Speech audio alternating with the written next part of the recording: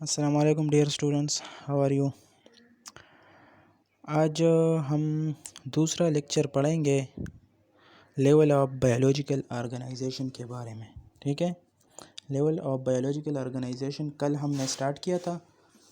मैंने बताया भी था कि इंतहाई इम्पोर्टेंट टॉपिक है, हम पूरे डिटेल से पढ़ेंगे। तो लेवल ऑफ बायोलॉजिकल ऑर्गेनाइजेशन हमने स्टार्ट किया था। मैंने बताया भी था आप लोगों को कि एक बायोलॉजिकल ऑर्गेनाइजेशन किस तरह बनता है, एक पॉपुलेशन, एक कम्युनिटी, एक इकोसिस्टम, बायोस्फीयर, ये किस तरह बनते हैं। इसका एक अपना सीक्वेंस होता है, एक तरतीब होता है, उस तरतीब के ज़रिए ये बनता है। ठीक है, स्टार्ट मैंने बताया था आप लोगों को कि स्टार्ट एटम से होता है। कल हमने एटम डिटेल से पढ़ा है। ठीक है, एटम के अंदर प्रोटॉन, न्यूट्रॉन, इलेक्ट्रॉन, फिर एटम्स किस चीज़ से बना है, बायो एलिमेंट्स 16 बायो एलिमेंट्स के बारे में पूरा डिटेल कल वाला लेक्चर अगर आप लोग देखें तो इसमें आप लोगों को मिल जाएगा। ठीक है, एटम कल हमने पढ़ा है। आज हमारा जो नेक्स्ट लेवल है वो है मॉलिक्यूल लेवल। ठीक है, जब एटम कंबाइन होते हैं तो वो बनाता है मॉलिक्यूल लेवल। पहला लेवल एटम है। ठीक है, तो जब ये एटम कंबाइन हो जाते हैं तो वो बनाते हैं मॉलिक्यूल। ठीक है ना, इसी तरह हम नीचे आएंगे, फिर मॉलिक्यूल कंबाइन होते हैं वो ऑर्गेनेल्स बनाते हैं। तो जब एटम कंबाइन होते हैं तो वो बनाते हैं मॉलिक्यूल। यहाँ पे अगर आप लोग देखें, कल हमने एटम पढ़ा है, ये पूरा डिटेल कल हमने पढ़ा है। ठीक है, एटम फिर उसमें मैंने बताया था proton, electron, neutron, positive charge, negative charge, इसमें कोई चार्ज नहीं होता, न्यूट्रॉन पे न्यूट्रल होता है। इसमें 16 एलिमेंट्स आते हैं एटम्स में, वो 16 एलिमेंट्स बायो एलिमेंट्स हैं। ठीक है, ये सारी बातें कल यहाँ तक जो है ये कल वाले लेक्चर में डिस्कस हुए हैं पूरे डिटेल के साथ, इसलिए मैंने जल्दी जल्दी बताया आप लोगों को। ठीक है, बस सिर्फ आप लोगों के जहन में हो कि ये इस तरह का एक सीक्वेंस होता है और इसी तरह से हम नीचे आएंगे। आज जो हमारा नेक्स्ट लेवल है वो है मॉलिक्यूल लेवल। ठीक है, atom combine to form molecule, atom combines होते हैं और वो बनाते हैं मॉलिक्यूल। ठीक है, बॉन्ड्स के ज़रिए, केमिकल बॉन्ड्स के ज़रिए एटम्स कंबाइन होते हैं और वो क्या बनाते हैं, मॉलिक्यूल बनाते हैं। ठीक है, फिर यहाँ पे मॉलिक्यूल है। ठीक है, क्या है, मॉलिक्यूल। इसको मैं कहता हूँ बायो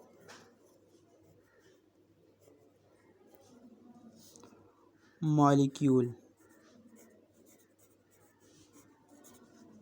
ये सिर्फ मॉलिक्यूल नहीं है, मैंने इसको नाम दिया बायो मॉलिक्यूल। बायो मॉलिक्यूल का नाम मैंने क्यों दिया इसको, क्योंकि कल मैंने बताया था कि जो एलिमेंट्स हमारे बॉडी में है उसको हम नाम देते हैं बायो एलिमेंट्स। तो जब बायो एलिमेंट से एटम और फिर वो एटम एक मॉलिक्यूल बनाएगा तो उसको हम बायो एलिमेंट का नाम ही देंगे, बायो मॉलिक्यूल का। ठीक है, तो बायो मॉलिक्यूल्स वो मॉलिक्यूल्स होते हैं जो लिविंग थिंग्स में पाए जाते हैं, लिविंग थिंग्स को बनाते हैं। लिविंग थिंग्स में जितने भी मॉलिक्यूल होते हैं, चाहे वो प्लांट्स है या एनिमल्स है, उसको हम बायो मॉलिक्यूल का नाम देंगे। क्लियर है। फिर atom composed of bio elements form bio molecule, वही बात जो मैंने वहाँ पे की यहाँ पे मैंने लिखी भी है कि एटम बायो एलिमेंट्स से बने हैं। ठीक है, 16 बायो एलिमेंट्स है हमारे पास, कल मैंने डिटेल से बताया है। जब ये बायो एलिमेंट्स फिर कंबाइन होंगे तो ये बनाएंगे बायो मॉलिक्यूल। ठीक है ना, ये बनाएंगे बायो मॉलिक्यूल। क्लियर है यहाँ तक। मॉलिक्यूल फिर 2 टाइप्स के होते हैं, एक है माइक्रो मॉलिक्यूल, ठीक है, और एक है macro molecule. Micro mean very small, इसको हम यूनिट भी कहते हैं। माइक्रो मॉलिक्यूल्स जितने भी हैं वो unit of the macro molecules होते हैं। यूनिट ऑफ द मैक्रो का मतलब क्या है, जब ये माइक्रो मॉलिक्यूल छोटे छोटे मॉलिक्यूल कंबाइन होते हैं तो ये मैक्रो मॉलिक्यूल बनाते हैं। ठीक है, for example small unit of macro molecules, ये है unit of macro molecules. Unit of macro मतलब क्या है, जब ये माइक्रो मॉलिक्यूल कंबाइन होते हैं तो वो मैक्रो मॉलिक्यूल बनाते हैं। ये स्मॉल होते हैं in weight and size. For example amino acid मैंने लिया है, अमाइनो एसिड हमारे पास एक मॉलिक्यूल है। ठीक है, ये मॉलिक्यूल असल में माइक्रो मॉलिक्यूल है। अमाइनो एसिड का फार्मूला अगर आप लोग देखें, अल्फा कार्बन होता है, कार्बोक्सिलिक ग्रुप होता है, हाइड्रोजन होता है, अल्काइल ग्रुप होता है और NH3 ग्रुप होता है। ये अमाइनो एसिड का फार्मूला है। जब ये अमाइनो एसिड्स, ये आप लोग याद रखें, 20 अमाइनो एसिड्स जब कंबाइन हो जाते हैं तो वो बनाता है एक प्रोटीन मॉलिक्यूल। ठीक है, यहाँ पे प्रोटीन है। 20 अमाइनो एसिड्स जब कंबाइन होते हैं तो वो प्रोटीन बनाता है। तो अगर आप लोग सोचें अमाइनो एसिड कंबाइन हुए तो इसने एक प्रोटीन बनाया। यहाँ पे 20 अमाइनो एसिड है और इसने बनाया एक प्रोटीन। मतलब ये है कि ये स्मॉल है, ये 20 है और यहाँ पे एक है, तो ये स्मॉल इन साइज़, ये लार्ज इन साइज़ होते हैं। असल में मैक्रो जितने भी हैं, मैक्रो कहते हैं लार्ज को। ये मॉलिक्यूल जितने भी हैं ये बनते हैं माइक्रो मॉलिक्यूल से। क्लियर है? तो मैक्रो और माइक्रो मॉलिक्यूल में ये डिफरेंट है कि माइक्रो स्मॉल इन साइज़ होते हैं और जब माइक्रो मॉलिक्यूल कंबाइन हो जाते हैं तो वो बनाता है मैक्रो मॉलिक्यूल। मैंने मैक्रो मॉलिक्यूल का एग्जांपल यहाँ पे लिया है प्रोटीन का, क्योंकि ये माइक्रो से बने हैं। ठीक है, इसी तरह से मैं लेता हूँ ग्लूकोज C6H12O6। ये एक ग्लूकोज मॉलिक्यूल का फार्मूला है। ठीक है, जब 2000 ग्लूकोज मॉलिक्यूल कंबाइन होते हैं तो वो बनाता है सेल्यूलोज। 2000 ग्लूकोज मॉलिक्यूल कंबाइन हुए तो उसने बनाया सेल्यूलोज।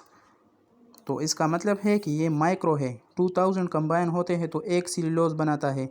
तो ये क्या हुआ? ये सेल्यूलोज मैक्रो हुआ और ये ग्लूकोज माइक्रो हुआ। क्लियर है? ये था मॉलिक्यूल लेवल। इसके बाद हमारे पास है ऑर्गेनेलीज लेवल। ऑर्गेनेली कहते हैं the sub particles of cell. Cell के जितने भी छोटे छोटे पार्टिकल्स होते हैं, सेल के अंदर जितने भी पार्टिकल्स हैं जिससे सेल बना है, उसको हम नाम देते हैं ऑर्गेनेलीज का। यहाँ पे मैंने एक रफ डायग्राम बनाया है, एक सिंपल सा डायग्राम है सेल का। इसमें माइटोकॉन्ड्रिया, राइबोसोम, न्यूक्लियस सिर्फ 3 मैंने बनाए हैं, तकरीबन 22 23 इसी तरह ऑर्गेनेलीज है न्यूक्लियस सेल में 23 या 21 23 इसी तरह के ऑर्गेनेलीज पाए जाते हैं। जब ये पूरे ऑर्गेनेलीज कंबाइन होते हैं तो ये सेल बनाता है।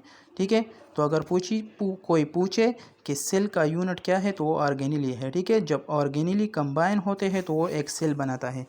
यहाँ पे ऑर्गेनेली लेवल है।